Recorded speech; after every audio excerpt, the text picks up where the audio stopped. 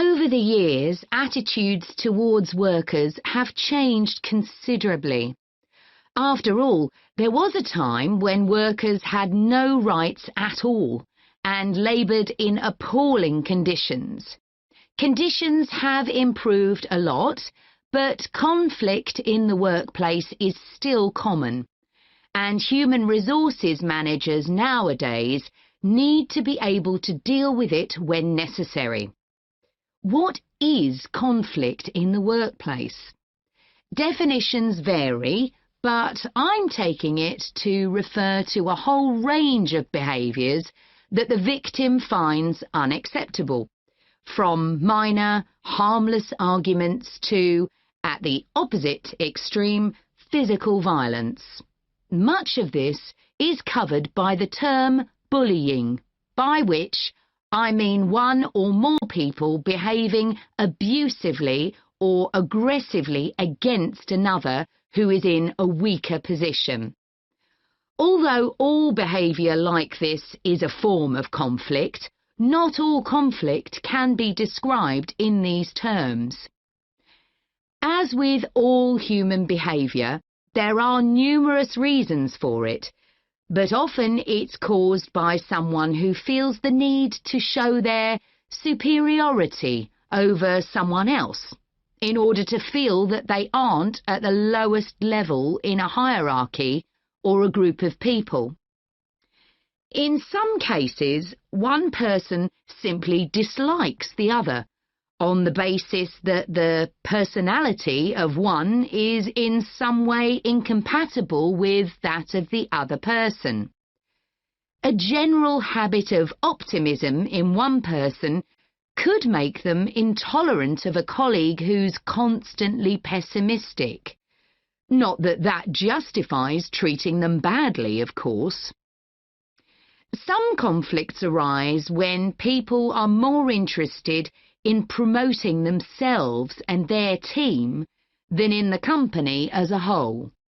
These conflicts are called structural and could come about, for example, when a sales team believe they are the only people in the business who do any useful work and look down on behind-the-scenes administrators.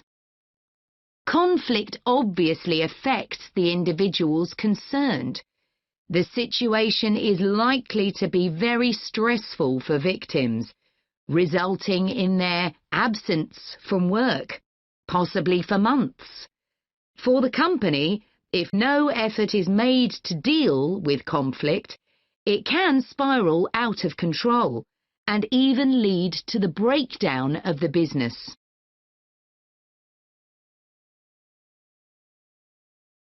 Some interesting work with chief executives, CEOs, has uncovered some of the reasons why they may treat colleagues badly.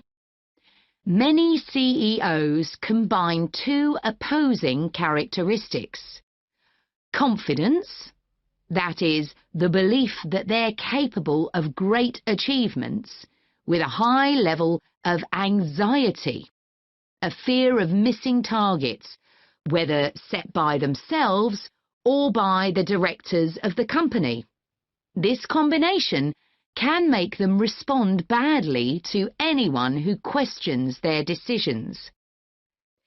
In a high-pressure work environment, such characteristics become problematic, and it's particularly difficult to tackle the situation where colleagues, managers and board members are all trying to achieve their own visions. When they can't agree on strategic issues and on where they see the business going, there are real problems. For managers at lower levels within the organisation, it might seem that an autocratic form of management, where the chief executive gives orders and everyone else has to obey, would see more conflict than others.